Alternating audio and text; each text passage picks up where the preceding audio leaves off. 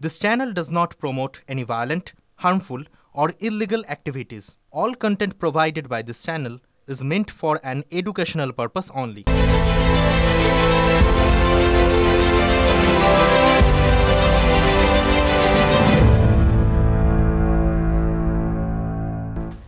ফোনকাটায় এখন সময় back to back কয়েকটা বড় খবর দেখে নেওয়ার। পিসিআরকে বলবো প্রথম বিগ ব্রেকিংটা এই মুহূর্তে প্লে করতে।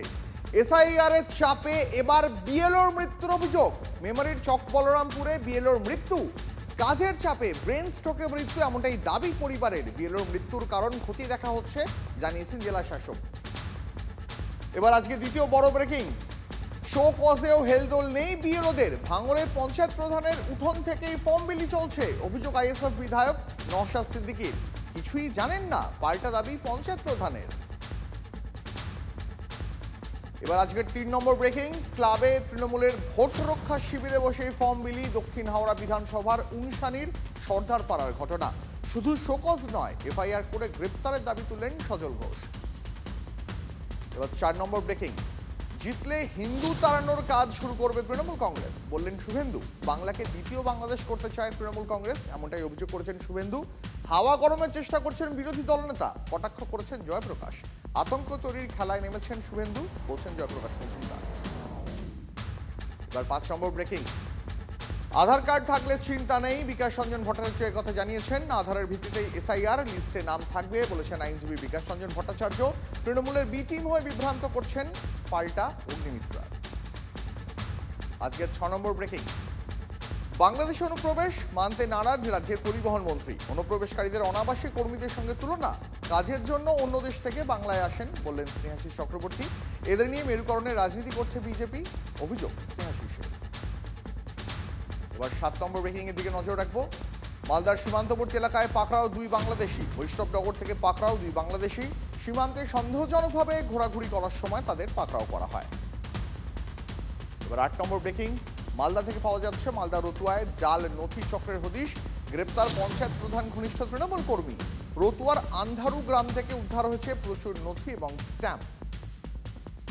এবার আজকে 9 নম্বর ব্রেকিং। বিহারে দ্বিতীয় দফার ভোটের প্রচার শেষ। মঙ্গলবার বিহারের 122 আসনে ভোট গ্রহণ। শুক্রবার বিহার বিধানসভা ভোটের ফলাফল প্রকাশিত হবে। এবার 10 নম্বর ব্রেকিং।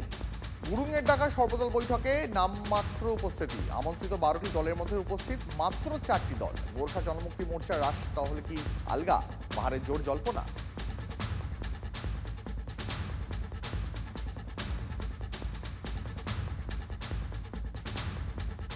আমরা প্রত্যেকেই স্বপ্ন দেখি। কত রকম স্বপ্ন দেখি বলুন তো? হয়তো কখনো কখনো সেই স্বপ্ন ছোট ছোট হয়। পকেটের রেস্তো কম থাকলে অনেক সময় সেই স্বপ্নের আকার ছোট হয়, কম্প্রোমাইজ করতে হয়। আজ শোনাবো এক চা বিক্রেতার গল্প। বলা ভালো চা বিক্রেতার স্বপ্ন পূরণের গল্প। না, গুজরাতের ভাদনগর রেল স্টেশনে দোকান করা কোনো চা বিক্রেতা দেশের প্রধানমন্ত্রী হয়ে উঠলেন এমন গল্প নয়। এই গল্প এ রাজ্যের পশ্চিম মেদিনীপুর জেলার চন্দ্রকোনা 1 নম্বর ব্লকের মওলা গ্রামের বাসিন্দা পেশায় চা বিক্রেতা বাচ্চু চৌধুরীর স্বপ্ন পূরণের গল্প। 10 টাকার স্কুটির গল্প। পশ্চিম মেদিনীপুর জেলার চন্দ্রকোনা 1 ব্লকের মৌলা গ্রামের বাচ্চু চৌধুরীর চায়ের দোকান গ্রামীণ। তার ভরসাতেই সংসার চালান।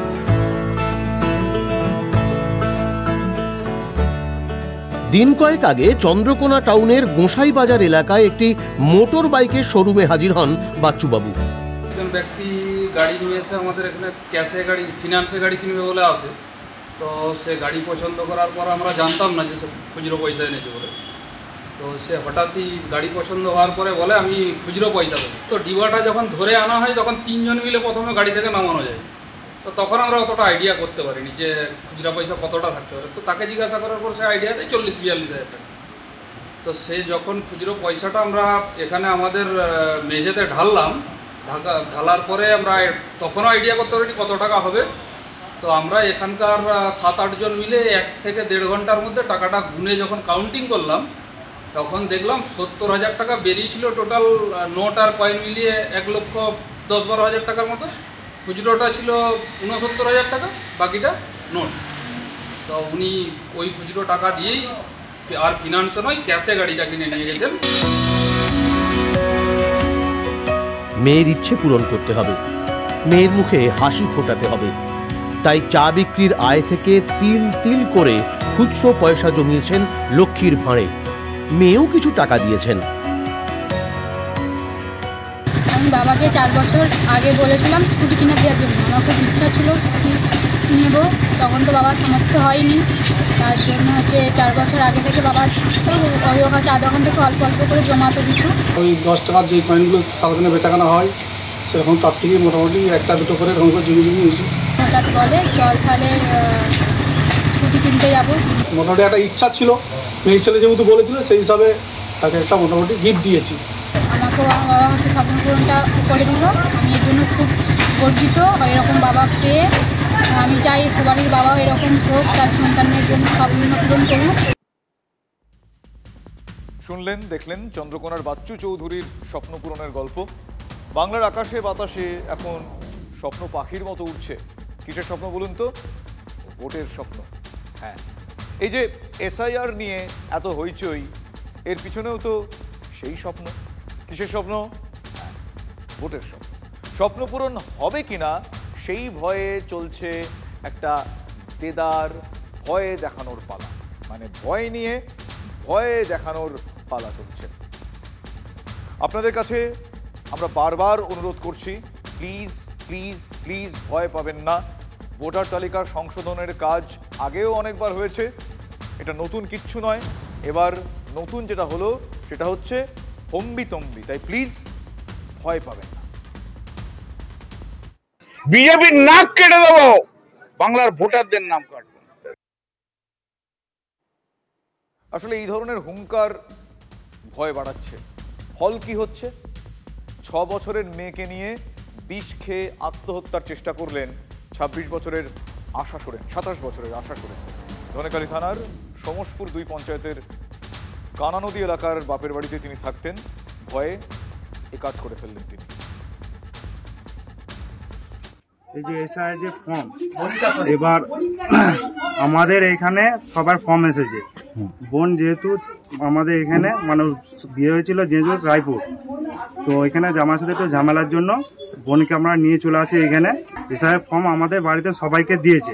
এবার মানে ও পায়নি, অ্যাকচুয়ালি ও যখন পায়নি ওকে আমরা বলেছিলাম যে দেখ বোন, তুই তো ভোট তো দিয়েছিস শ্বশুর বাড়িতে, ফর্মটা তোর শ্বশুর বাড়িতেই বেরোবে। এবার ও হয়তো ভেবেছে যে আমি গেলে আমি পাবো না কিংবা আমাকে হয়তো দেবে না, সেই ভেবে এই কাজ মানে এই সিদ্ধান্ত। মেয়ে আমাকে প্রশ্ন করলো যে বাবা তাহলে তোমাদের ফর্ম বেরিয়েছে, আমার তো ফর্ম এখানে দেবে না, তাহলে আমার বাড়িতে কিন্তু এনে দিতে হবে। এমন ঠিক আছে, তাহলে এনে দেবো, 2-4 দিন যাক, এত তো তাড়াতাড়ি নেই। বললো তাহলে তোমরা যদি কাজের ইয়ে করো তাহলে আমি কালকে যাব। ও কাগজ আনবার নাম করে কালকে গেল, কাগজ আনলো না, এসব ঘটনা ঘটিয়ে এলো। আচ্ছা, তারপর ও কি নিজের মেয়েকে বিষ দিয়ে তারপর? হ্যাঁ, নিজের মেয়েকেও ওকে জিজ্ঞাসা করা হয়েছে, বললো হ্যাঁ আমি ওকেও 2 চিপি খাইয়েছি। বাড়ির লোক বুঝিয়েছিলেন, কিন্তু কাজ হয়নি এক্ষেত্রে। নিজে বিষ খেয়েছেন তিনি, তার 6 বছরের মেয়েকেও বিষ খাইয়েছেন। আসলে ভয়টা কিসের? ভয়টা একটাই, তাড়িয়ে দেবে না তো, বাংলাদেশে পাঠিয়ে দেবে না তো। ভয়ে আমজনতাকে এই মুহূর্তে তাড়া করছে। এই সমস্যা হয়েছে খালি এই ফর্মটার নিয়ে। কিসের ফর্ম?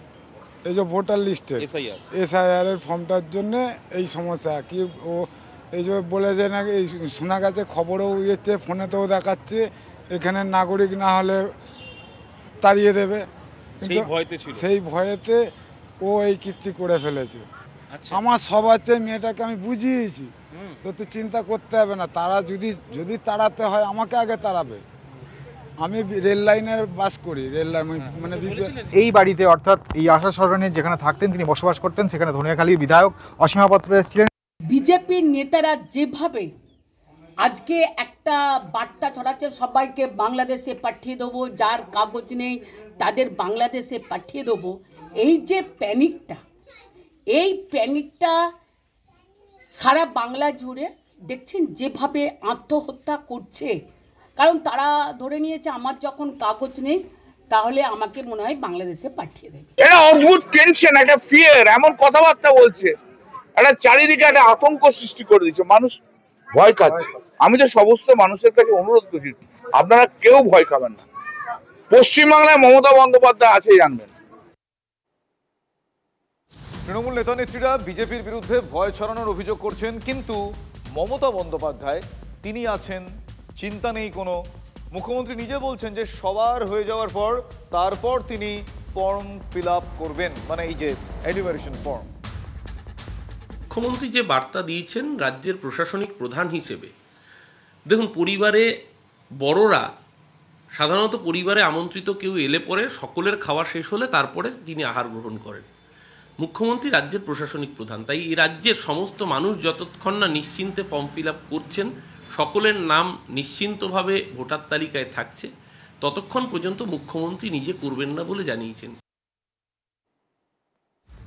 এক্ষেত্রে মুখ্যমন্ত্রী নিজে, তারপর তৃণমূলের নাম্বার 2 অভিষেক বন্দ্যোপাধ্যায় তিনিও খোলাখুলি এসআইআর এর সঙ্গে এনআরসিকে বারবার জুড়ে দিয়েছেন। ফলে নানা সময় নানাভাবে নানা রকম ন্যারেটিভ তৈরি হয়েছে। এসআইআর না, এটা এনআরসি। আমি মনে করি এটা এসআইআর নয়, এটা এনআরসি করার চক্রান্ত চলছে, এর পেছনে এনআরসি চক্রান্ত আছে। এনআরসি না করতে পেরে এসআইআর এর মাধ্যমে ব্যাকডোর দিয়ে এনআরসি করার একটা প্রচেষ্টা, আমরা হতে দেবো না। প্রবাদ আছে একটা, ভাত ছড়ালে কাকের অভাব হয় না, তেমনি ভয় ছড়ালে ভোটেরও অভাব হয় না। যদি বোঝানো যায় বিজেপি তাড়িয়ে দেওয়ার ভয় ছড়িয়েছে আর মমতা বন্দ্যোপাধ্যায় তাদেরকে বাঁচিয়েছেন, তাহলেই এক্ষেত্রে এই ন্যারেটিভটায় কেল্লাফতে। আমি ঠোঁট কাটাতেই আরও একবার সবাইকে অনুরোধ করছি, ভয় পাবেন না, ভয় পেয়ে নিজের মৃত্যুকে বেছে নেবেন না, প্লিজ দয়া করে ভয় পাবেন না। ভোটার লিস্টে আপনার নাম না থাকলেও কাউকে বাংলাদেশি করে, বাংলাদেশি বলে অযথা বাংলাদেশে অকারণে বাংলাদেশে পাঠিয়ে দেওয়া হবে না। আমি আরও একবার হাত জোর করে আপনাদের কাছে অনুরোধ করছি, প্লিজ ভয় পেয়ে এমন কিছু করে ফেলবেন না যেটা ঠিক নয়। আসুন নির্মল কুমার বিশ্বাসের সঙ্গে আপনাদের আমি পরিচয় করি। 71 সাল নাগাদ তিনি বাংলাদেশের পাবনা জেলা থেকে ভারতে এসে মালদার মুচিয়া অঞ্চলে ডাঙ্গা খানপুর এলাকায় বসবাস শুরু করেন এই নির্মলবাবু, যাকে দেখছেন এই মুহূর্তে। তার বুথ নাম্বার 204। বাড়ির অন্য লোকেদের নাম উঠলেও নির্মলবাবুর নাম নেই তালিকায় 2002 এর ভোটার লিস্টে।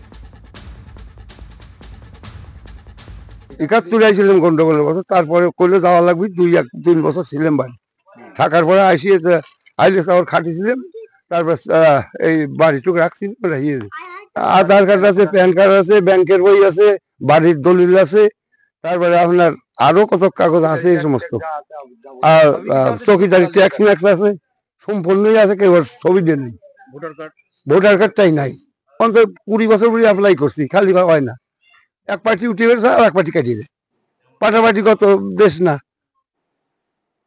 নির্মলবাবু বাংলাদেশ থেকে এখানে চলে এসেছিলেন, ভোটার লিস্টে তার নাম নেই, কিন্তু তাকে তো বাংলাদেশে পাঠিয়ে দেওয়া হয়নি। শুনলেন তো, অনেকেই ভয় পাচ্ছেন ভোটার লিস্টে নাম না থাকলে বাংলাদেশে পাঠিয়ে দেওয়া হবে। তারা নির্মলবাবুর কথা প্লিজ মনে রাখুন। আমি আবারও বলছি, প্লিজ অযথা ভয় পাবেন না। দল নয়, নিজের কথাটা আপাতত ভাবুন, একদম ভয় পাবেন না। এবং আরও একটা অনুরোধ আমি করব, ভয় ছড়াবেনও না।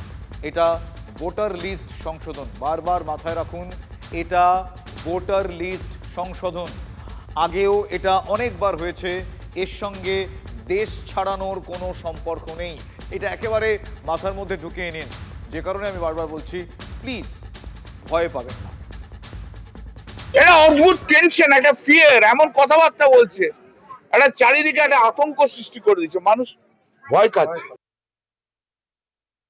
কল্যাণবাবু মানে কল্যাণ বন্দ্যোপাধ্যায় এক্স্যাক্টলি আমজনতার মনের ভেতর যেই বিষয়টা এখন চলছে, তাদের মনের যে কথাটা সেটা বলেছেন এই এমপি। চাপ, ভয়, ভোটাররা আত্মহত্যার চেষ্টা করছেন, মারা যাচ্ছেন, অনেকে মারা যাচ্ছেন মানসিক চাপেও। মৃত্যু হয়েছে এক বিএলওর, সে খবর এবার আপনাদের দিই। গতকাল সন্ধ্যায় কালনা হাসপাতালে মারা গিয়েছেন, তার নাম নমিতা হাঁসদা, যাকে দেখছেন এই মুহূর্তে যার ছবি। মেমারির চক বলরাম গ্রামের এক অঙ্গনওয়াড়ি কর্মী তিনি। গ্রামের কোড়াপাড়ায় ইনিউমারেশন ফর্ম বিলির সময় তিনি পড়ে যান। ফর্ম বিলির অতিরিক্ত চাপেই তার ব্রেন স্ট্রোক বলে ওই বিএলওর মানে নমিতা দেবীর পরিবারের লোকজন দাবি করেছেন। এসআইআর ফর্ম বিলি করতে গিয়ে প্রচুর চাপ দেওয়া হচ্ছিল। বাড়িতে বলতো যে এত পার্সেন্ট বিলি করতে হবে, এত পার্সেন্ট বিলি করতে হবে। আমি বলছি অত চাপ নিও না। তো চাপে পড়ে সন্ধ্যে পর্যন্ত বিলি করা হচ্ছিল। সন্ধ্যের দিকেই হয়েছে। এটা কি হয়েছে? ও ব্রেন স্ট্রোক হয়ে গেছে। প্রেশার যারা দিচ্ছে উত্তর তারা দিতে পারবে। আর জাতীয় নির্বাচন কমিশনটা একটা যমরাজের দপ্তরের ভূমিকা পালন করছে। তৃণমূল বলছে এসআইআর হতে দেবো না, তৃণমূল সব জায়গায় ক্যাম্প খুলে বসে রেখেছে, গ্রামের মধ্যে ক্যাম্প করছে, থ্রেট করছে। বিএলওদের বলা হচ্ছে সারাদিন ঘুরে বেড়াও, তার মধ্যে বিজেপির রাজনৈতিক চাপ। আমরা কোনো প্রেশার, আমরা তো বহু জায়গায় কাছে পৌঁছতে পারি। অনেক বিএলও তো আমাদের কাছে অসহায়তা প্রকাশ করছে যে কাল থেকে না বেরোবো, বাড়ি বাড়ি যাবো। বলে আপনাদের যেতে হবে না, আমরাই করি। সাধারণ নাগরিকরা যেমন অস্তিত্বের সংকটে পড়ছেন, আবার বিএলও যারা তারাও একটা চাপে পড়ে যাচ্ছেন। পরিস্থিতি বাংলার অন্য কোনো জায়গায়, দেশের অন্য জায়গায় নেই, পশ্চিমবঙ্গে আছে। নির্বাচন কমিশন আশা করি কয়েকদিনের মধ্যে ব্যাপারটা ব্যবস্থা নেবেন, কারণ আমরাও কমপ্লেন করেছি। 2-2.5 মাসের মধ্যে বলছে করতে হবে। আরে ফর্ম ছেপে আসেনি, বাংলা ফর্ম ছেপে আসেনি। মস্ত অভিযোগ ডায়মন্ড হারবার লোকসভা কেন্দ্র। হ্যাঁ, মৃত ভোটারদের নাম তালিকায় রেখে দিতে চাপ দেওয়ার অভিযোগ উঠছে। 11,895 মৃত ভোটারের নাম রাখতে চাপ দেওয়া হচ্ছে, অভিযোগ করছে বিজেপি। ফলতার তৃণমূল নেতা জাহাঙ্গীর খানের বিরুদ্ধে অভিযোগ বিজেপি নেতা অভিজিৎ দাসের। কি অভিযোগ? অভিযোগ বিএলওদের ডেকে ফোন বন্ধ রাখার হুমকি দিচ্ছে জাহাঙ্গীর বাহিনী।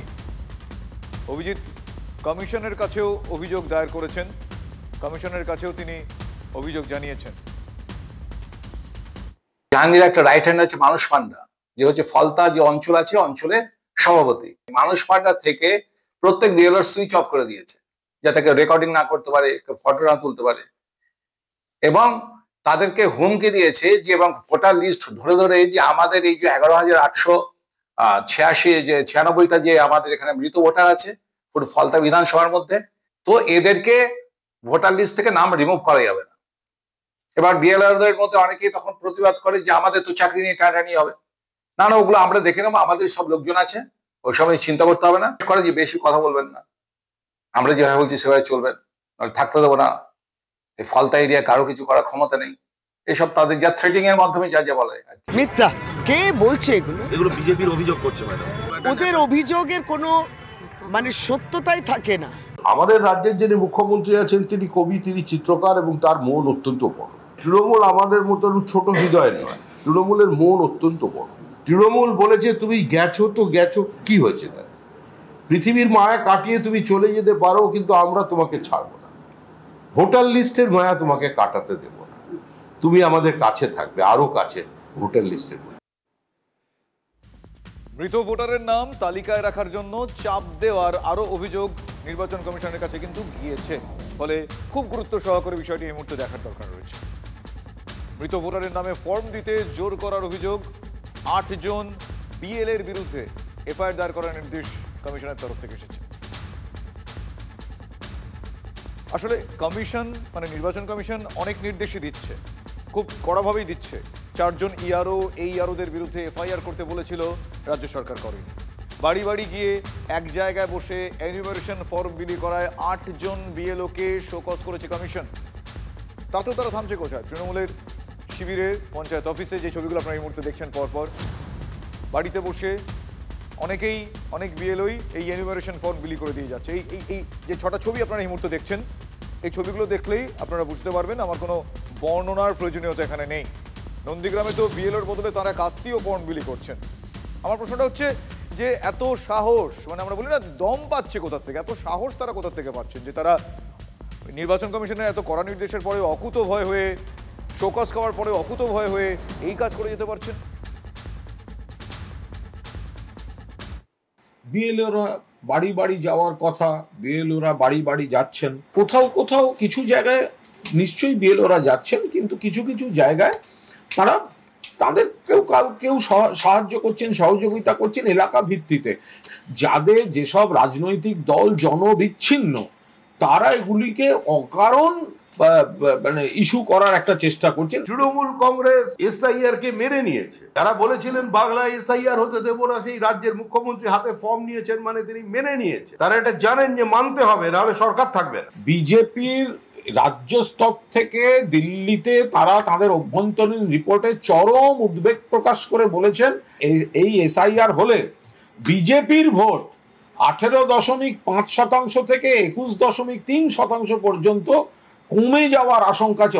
এত জায়গায় তৃণমূল কংগ্রেস বসে প্রভাবিত করবার চেষ্টা করছে, বিএলওকে বাধ্য করছে। আমরা বিএলওদের উদ্দেশ্যে বলছি, আপনারা সবাই সরকারি চাকরিজীবী। আমরা জানি আপনাদের কিছু কোনো জায়গায় ভয় ভক্তিতে বা বিশেষ বাধ্যবাধকতায় বাধ্য করা হচ্ছে আপনাদের অফিসে বসে ফর্ম দেওয়ার, কিন্তু মনে রাখবেন এই নিয়ে যদি কোনো বিতর্ক তৈরি হয় এবং বিপদে আপনারা পড়বেন, সেই জন্য আপনারা স্বাধীনভাবে কাজ করবার চেষ্টা করুন। ভোট জিহাদ করে এই পশ্চিমবঙ্গকে বাংলাদেশ 2 করতে চায়, এই পশ্চিমবঙ্গকে আমরা বাংলাদেশ বানাতে দেব না। ওদের ওই হিন্দু হিন্দু হিন্দু হিন্দু মুখোশের আড়ালে গিয়ে রাজবংশী থেকে মতুয়া তারাও বিপদে পড়ে যাচ্ছেন। বৃহত্তর সনাতনী ঐক্য গড়ে তুলুন, আমাদের সঙ্গে ভারতীয় মুসলিমদের কোনো বিরোধ নেই। অভিজিৎ গঙ্গোপাধ্যায়কে দিয়ে সব কথা বলালো কে বলালো?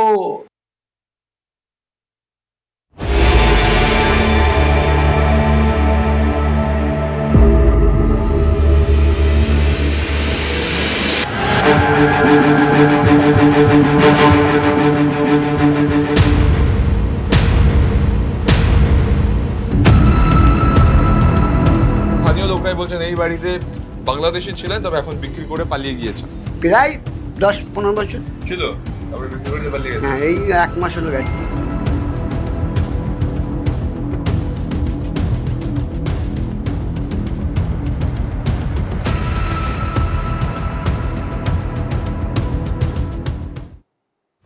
দলের কোন কর্মীর নাম বাদ গেল, কাকে এনুমারেশন ফর্ম দেওয়া হয়নি, কেন হয়নি, সেই খুঁটিনাটিতেই এখন সুশান্ত ঘোষ নজর রাখছেন। তিনি জনপ্রতিনিধি, তৃণমূল কাউন্সিলর, নজর তাকে রাখতেই হবে।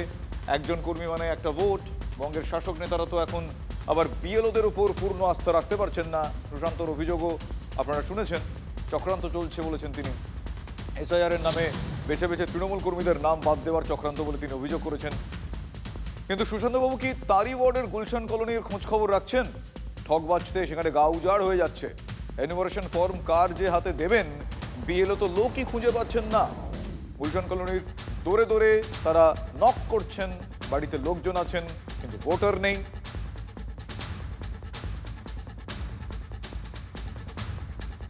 আর এখানেই প্রশ্ন, এরা কারা? আর সেই খোঁজ খবর করতে গিয়ে বিএলও একেবারে ঘেমে নেই একসা। দেখুন,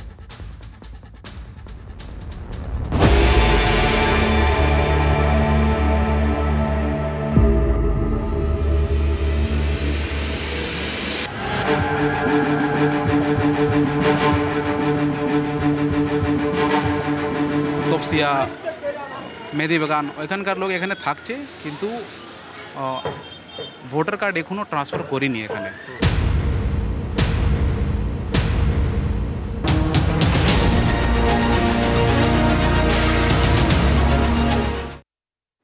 সুশান্ত ঘোষের 108 নম্বর ওয়ার্ডের এই ঘিঞ্জি গুলশান কলোনিতে প্রতি 100 জনে ভোটারে মোট 10 জন ভোটার, প্রতি 100 জনে মোট 10 জন ভোটার, 2 লক্ষে মাত্র 2000। বুঝতে পারছেন হিসাবটা? প্রশ্ন হচ্ছে 2 লক্ষে মাত্র 20,000, ফলে বাকি 90% কোথায়? কোথা থেকে তারা উদাও হলেন? শুভেন্দু সুকান্তরা বলে দেবেন তারা বহিরাগত বাংলাদেশি, মুসলিম অনুপ্রবেশকারী, রোহিঙ্গাও তারা বলবেন। শাসকের ভোট ব্যাংক বলে কথা এড়াই কি করে প্রশ্ন? অনুপ্রবেশকারী কোট আনকোট হিন্দু হলে আবার বহিরাগত ট্যাগ লাগানোর আগে আজকাল দুবার ভাবতে হচ্ছে। তার কারণ বিজেপির সুকান্ত মজুমদারের কাছে এই যে ব্যাখ্যাটা, সেই ব্যাখ্যাটার জন্য বললাম দুবার ভাবতে হচ্ছে। একবার ব্যাখ্যাটা শুনবো। একটা পরিষ্কার বলে দেওয়া হয়েছে 2024 সালের 31শে ডিসেম্বর পর্যন্ত যে সমস্ত হিন্দুরা বাংলাদেশের সংখ্যালঘু আর কি, তারা এখানে এসেছেন, তাদের কেউ পুশব্যাক করতে পারবে না, তারা ভারতবর্ষেই থাকবে। এবং যদি ভারতবর্ষে থাকেন ন্যাচারাল কোর্সে, আগামী দিনে তারা নাগরিকত্ব পাবেন। শুনলেন, কিন্তু কোন প্রেক্ষিতে সুকান্ত এটা বলছেন সেটাও শোনা দরকার, তাহলে আরো একটু পরিষ্কার হবে। শুনুন এবার। হেটলিতে একজন দম্পতিকে অ্যারেস্ট করা হয়েছিল। কেন? তৃণমূল করিয়েছিল। তো বলে বাংলাদেশ থেকে এসেছিল, তো তৃণমূল তো বলে সবাই নাগরিক, তাহলে কেন তাদেরকে পুলিশকে নাগরিক ঢাকা হওয়া সত্ত্বেও তাদেরকে গ্রেপ্তার করলো? পরে আমাদের জেলা সভাপতি শ্যামল রায় তিনি আইন, দেখুন পশ্চিমবঙ্গের পুলিশের কি অবস্থা, আইন পাশ হয়ে গেছে দেশে, সেটা পর্যন্ত যায় না। পাকিস্তানের বাংলাদেশের আইন হলে মনে হয় এখানে জানবে।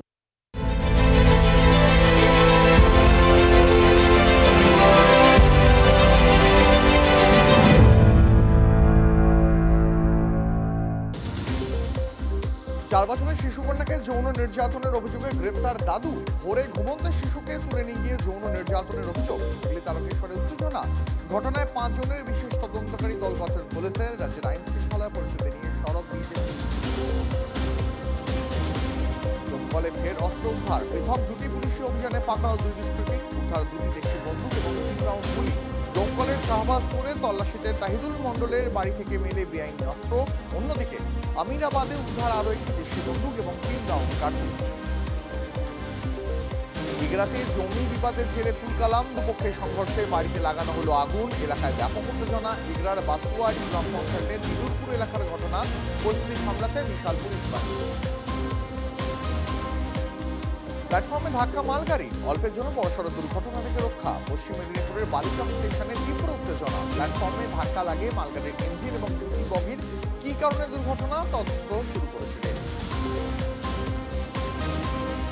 খালের ধার থেকে উধাও হয়ে যাচ্ছে গাছ। নির্বিচারে গাছ কাটা হচ্ছে হুগলির থানাকুলে। কয়েক লক্ষ টাকার গাছ পাচারের অভিযোগ। খাল সংস্কারের আড়ালে গাছ কাটা হচ্ছে গ্রামবাসীদের। বিজেপি পরিচালিত ঠাকুরানীচক পঞ্চায়েতের ব্যাপক সমস্যায় বাসিন্দারা, ত্রাতার ভূমিকায় প্রশাসন। শনিবার থেকেই বন্ধ আরামবাগের রামকৃষ্ণ সেতুর উপর দিয়ে যান চলাচল। আরামবাগ সহ হুগলির বড় অংশের সঙ্গে 2 মেদিনীপুর, বাঁকুড়া, পুরুলিয়া, ঝাড়গ্রামের যোগাযোগ বন্ধ। রামকৃষ্ণ সেতু দিয়ে চলছে না অ্যাম্বুলেন্সও। রোগীদের হাসপাতালে নিয়ে যেতে 10টি বাইক, 2টি টোটো অ্যাম্বুলেন্স পরিষেবা চালু পুলিশের। কাল উদ্বোধন হওয়ার কথা জলপাইগুড়ির তোতাপাড়া চা বাগানের ক্রেস্ট হাউসের। আজ ক্রেস্ট পরিদর্শনে গিয়ে চা শ্রমিকদের বিক্ষোভের মুখে বানারহাটের বিডিও সহ আধিকারিকরা। চা বাগানের প্রতিটি স্বনির্ভর গোষ্ঠীর অন্তত একজন কর্মীকে ক্রেস্ট হাউসে নিয়োগের দাবিতে বিক্ষোভ।